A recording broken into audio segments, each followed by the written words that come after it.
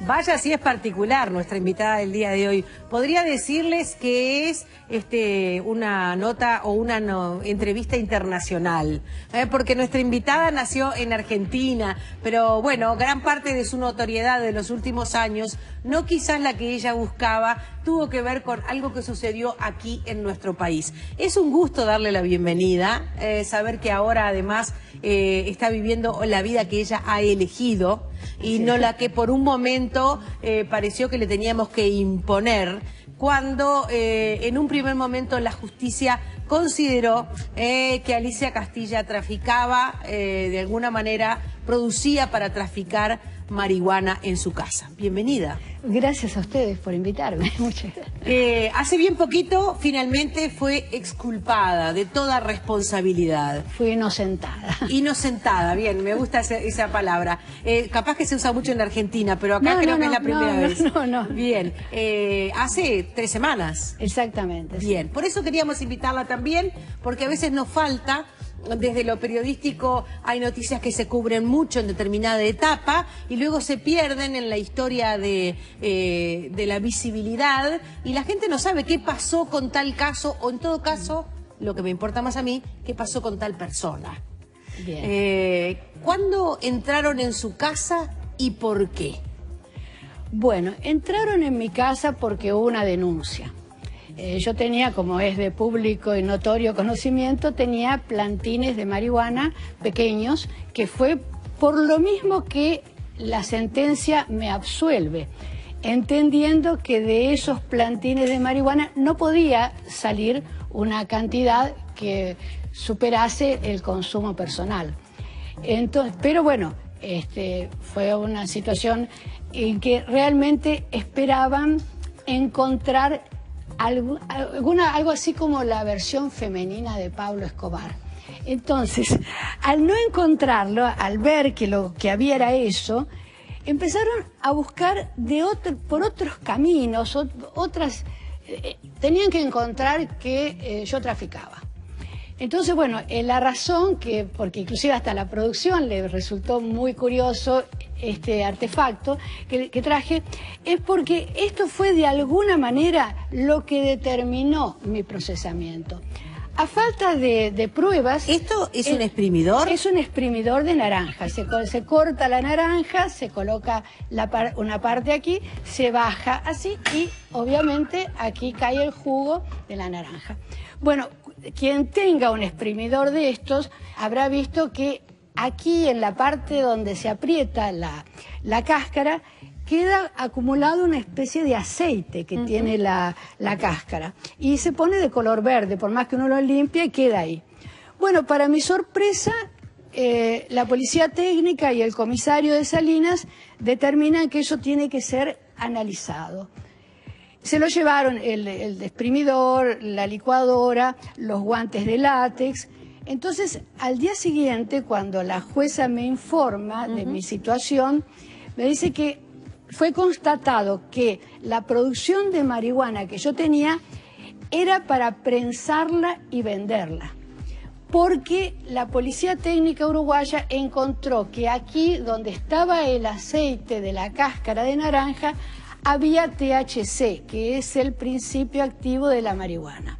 Entonces, eso demostraba que los guantes de látex que yo tenía eran para prensar, lo cual es prácticamente imposible, ni queriendo. Yo pensé hoy traer, pero estaban mojadas, unas flores de lavanda, que sería algo parecido, para mostrar que es imposible prensar algo parecido a una flor en este objeto.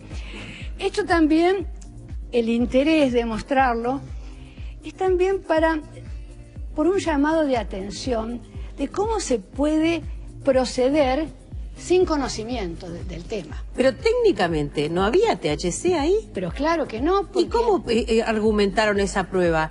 A color, porque era verde.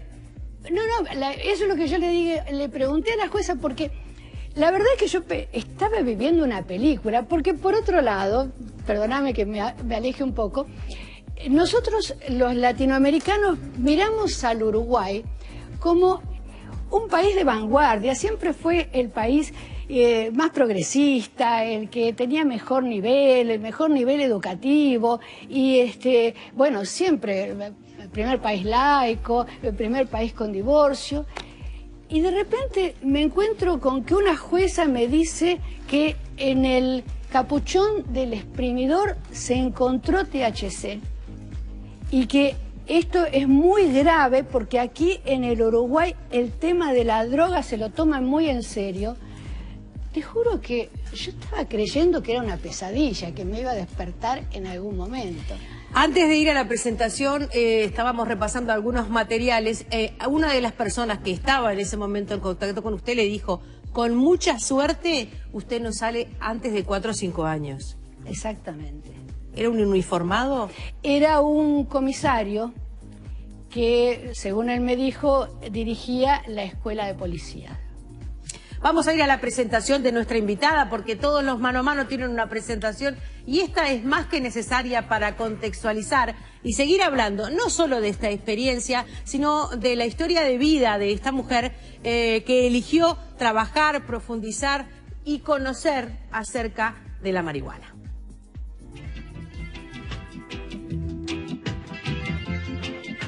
Alicia Castilla nació en el barrio porteño de Flores hace casi 70 años. Su padre se dedicaba a comprar farmacias fundidas, levantarlas y venderlas, y en ella se crió, jugando en la farmacia en lugar de ir al jardín de infantes. Cuando alguien pedía un remedio, recordaba el nombre y se fijaba lo que decía en la caja.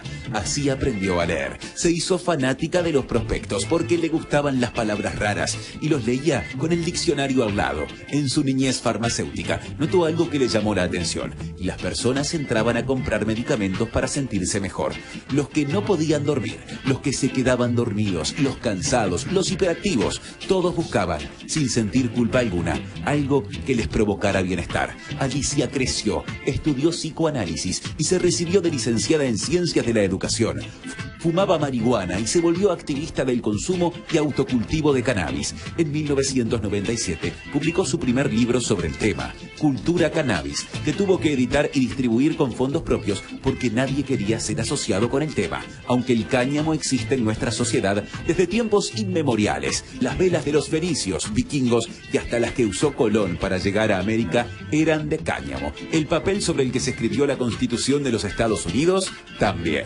Incluso George Washington plantaba la marihuana que solía fumar. El libro que nadie quería vender tuvo 7 ediciones y se convirtió en referencia desde el análisis, sin apostar a la apología de la droga. Tras vivir 30 años en Brasil y volver a su Buenos Aires por un tiempito, se radicó en Uruguay, cerca del Fortín, y a los 59 días, un español que había sido huésped en su casa envió desde España las fotos de sus plantas a la policía uruguaya.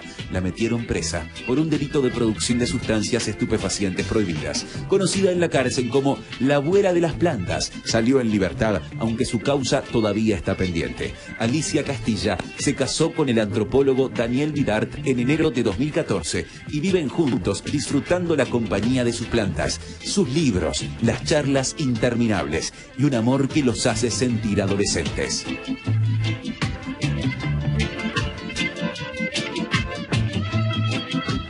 ¿Qué tal? Sorprendida.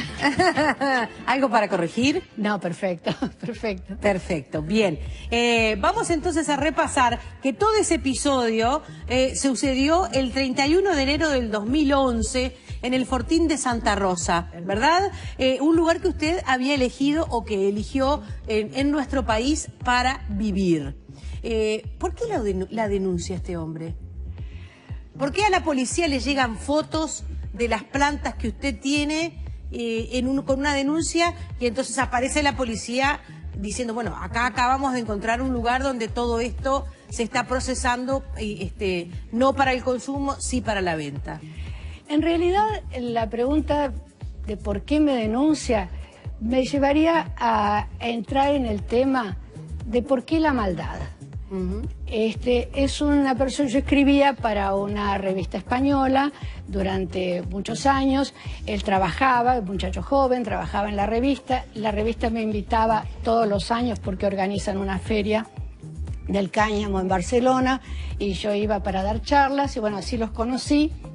Y un día lo echaron de la revista y era una persona muy capaz y yo cuando publiqué mis libros en Buenos Aires, eso me dio mucha notoriedad, me dio mucha exposición. Y en realidad mucho no me gusta bastante poco la exposición. Entonces llegó un momento en que decidí que iba a continuar solamente con libros virtuales y pensaba retirarme, continuar publicando de forma virtual, armar un portal y trabajar desde ahí. Como este muchacho estaba sin trabajo en España y conocía muy bien el tema, lo invité a que viniese y desarrollase el proyecto conmigo. Y bueno, vino y resultó ser un paciente psiquiátrico.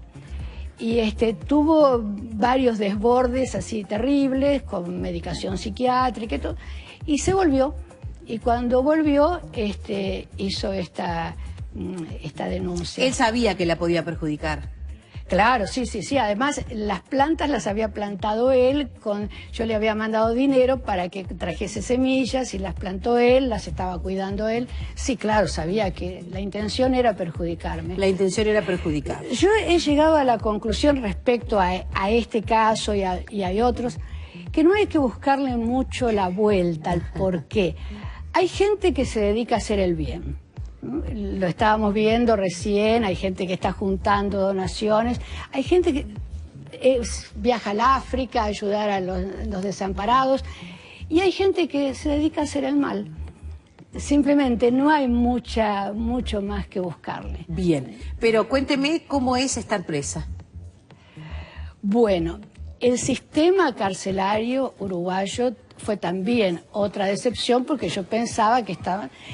Y realmente las condiciones en que estábamos, creo que esa cárcel inclusive no existe más, la cárcel de Canelones, era algo terrible. Las ratas pasaban así, las camas llenas de cucarachas, era realmente un espanto. Ahora, la vivencia con las compañeras, con las chicas, fue fantástica. Fue algo que si no hubiese las cucarachas, si supiese que se lo recomendaría a alguien. Primero, que conocí a través de ellas, de sus historias de vidas, un lado del Uruguay desconocido.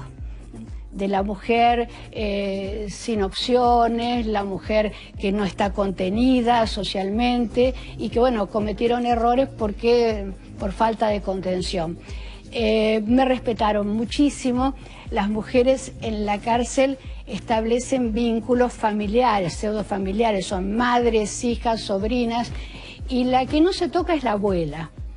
Y a mí me colocaron como abuela. Y además, algo muy interesante, a ellas no le parecía que yo hubiese cometido un delito. O sea, era alguien como que de afuera, no era del palo. No sé si se entiende, pero sí.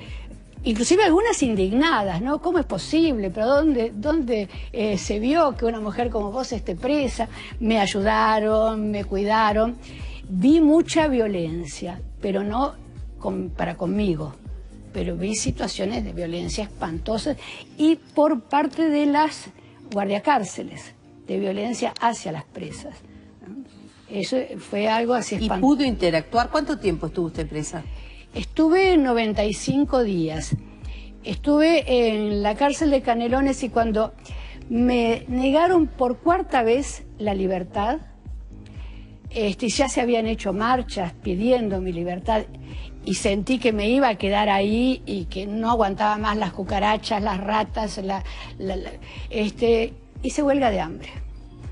A los 11 días de hacer huelga de hambre me transfirieron a una cárcel aquí en Montevideo, al Centro Nacional de Rehabilitación, que si bien no es un hotel, pero ya era muchísimo mejor que Canelones. ¿Se negó a comer? Cuando hice huelga de hambre, me llamaron al undécimo día y me dijeron, si volvés a comer, te transferimos al CNR. Difícil, ¿eh? Bueno. Difícil, a ver, porque sabe, cuando la escucho me da la sensación de que se van corriendo algunos velos. Por ejemplo. Y uno entrevé cosas que de repente capaz que hasta la sabe de manera inconsciente, pero no siempre encuentra un cara a cara con alguien a la que les puede poner nombre o verbalizarlas, o algo así como aterrizar esos conceptos que andan por ahí. Mire qué interesante lo que dice un televidente. Mi respeto y admiración hacia ella. Aquí el gobierno toma el cannabis fuera de contexto, porque son ellos los que quieren regular el mercado y no combatirlo. Ahora que se legalizó, se está peor que antes para el consumidor. ¿Está de acuerdo? Bueno, creo que cuando sucedió este caso conmigo, todavía no se pensaba en regular. En realidad hay un error conceptual. Aquí no se legalizó, aquí se reguló. Aquí nunca estuvo prohibido ni penado el consumo. Lo que estaba penalizado era el suministro, el cultivo. Yo no sé si tengo mi desconfianza sobre esta ley que regula y sobre todo sobre los registros, ¿no? ¿Por qué registrar a la persona que fuma? Cuando en otras épocas he estado colaborando con activistas en relación a la violencia contra la mujer, pedíamos que los violadores, cuando salen de la cárcel, tienen que tener algún tipo de registro para que la gente sepa, porque no se recuperan, ¿verdad? Entonces, para que la gente sepa que vive al lado de un violador, se planteaba alguna forma de registro y nos decían que eso va contra los derechos, las libertades individuales, contra los derechos humanos. Entonces, ¿cómo puede ser que alguien que es un peligro para la sociedad no pueda ser registrado? Bien. Y alguien que fuma marihuana, que no es para nada peligroso, tenga que estar registrado, regulado y controlado. Usted sabe que hay un episodio dramático que se sucedió este fin de semana con unas drogas sintéticas. Terrible, ¿verdad? Sí, en Buenos Aires, en Buenos Aires, además, usted como argentina tiene quizás más cercanía todavía que nosotros. En esta instancia, hasta una persona, hasta un uruguayo falleció. Sí. ¿Esto es el otro polo? Digo, porque hay gente acá que dice, la señora que plante lo que quiera, pero que no le enseñe a nuestros jóvenes a consumir marihuana. No, yo no le enseño a nadie a consumir. Es decir, esto se extrapola con eso, ese es otro mundo. Es otro porque usted mundo, sabe que pero está el argumento de sí, que a las adicciones se entra por la marihuana. Sí, pero eso ya fue comprobado que no. Este fenómeno de las drogas de diseño, sí, ya lleva años y es mundial. Hay actitudes que se tienen en relación a lo que sucede. Una es prohibirla y otra es aceptar la realidad. Es imposible controlar que los jóvenes no se droguen. Es decir, yo creo que no deberían hacerlo, pero lo hacen.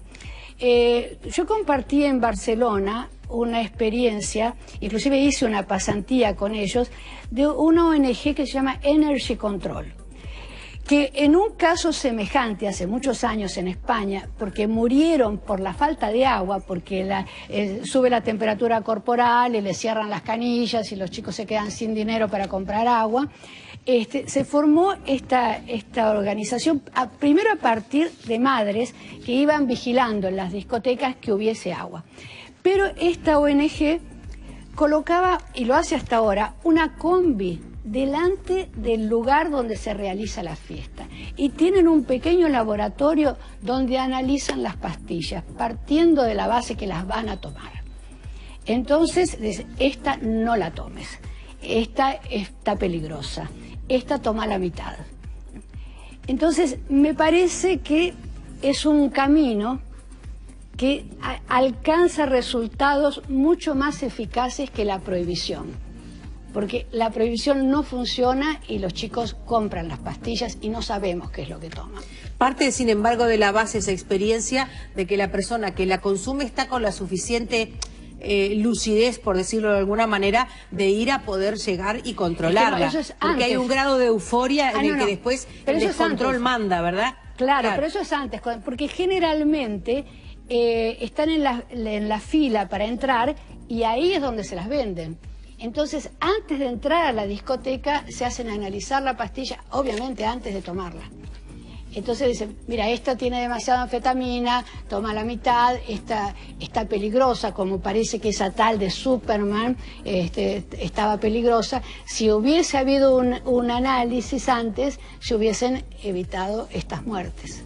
Alicia, yo le agradezco mucho que usted haya venido, porque entre las particularidades que tiene su historia, que obviamente la convierte en una persona muy única, más allá de que todos somos únicos, estaba repasando lo que dice la justicia de nuestro país. La absolución suya fue votada por los ministros de la Corte, Lipi Uní, que redactó la sentencia, Jorge Larrieux y Eduardo Borges. Pero en contrapartida, el presidente de la Corte, Ricardo Pérez Manrique, y el ministro Jorge Chediak votaron en discordia y consideraron que usted merecía ser condenada. Sí. Es decir que, como diríamos, en el anca de un piojo se salvó. Exactamente. Pérez Manrique recordó el fallo del tribunal y aseguró que usted no estaba autorizada ni en el régimen anterior ni en el vigente para tener un vivero, dice vivero, con 29 plantas de marihuana, con luz artificial, con toldos para ocultarlas y protegerlas. Y agrega el presidente que no cabe admitir que tal conducta fuera penalmente indiferente hasta tanto se determinara el sexo de cada planta, porque la salvó el sexo de las plantas. Exactamente. Bueno, me gustaría aclarar, justamente para quienes votaron en desacuerdo, que el vivero no tenía luces. Yo vivía en Buenos Aires en un departamento y cultivaba, escribí un libro sobre cultivo, o sea, tenía que saber cómo se hace para poder escribir.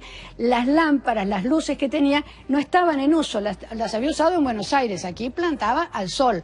O sea, eso también es algo que sentí, un vacío que queda porque no le dan a la persona que está siendo procesada la oportunidad de tener el contacto con el juez, expresarse. Es decir, se llevaron una camioneta de cosas de mi casa y entendieron, como esto, como la licuadora, entendieron que yo licuaba la marihuana para venderla. Es decir, el no tener acceso es que genera estos desentendimientos. ¿Qué tiene que ver que fueran hembras o machos las plantas? Las plantas que producen el THC son las plantas hembras. También había una característica, la planta tiene 6 meses de vida, se planta en septiembre y se cosecha en marzo. Como yo había comprado la casa en septiembre y había tenido albañiles, las planté cuando se fueron los albañiles el 30 de diciembre. O sea, iban a ser plantas que iban a producir muchísimo menos que una planta normal por esa cuestión. Y ni siquiera habían manifestado su sexo. Entonces, porque normalmente a los 2 o 3 meses ya se ve. ¿Tienen una morfología diferente los machos que las hembras? Exacto. Entonces se arranca el macho, pero ni siquiera habían sexado y si hubiesen sexado tampoco iban a dar producción porque iban a tener 2 meses de producción nada más cuando les iban a faltar 6 meses, otros 4 meses, ¿no?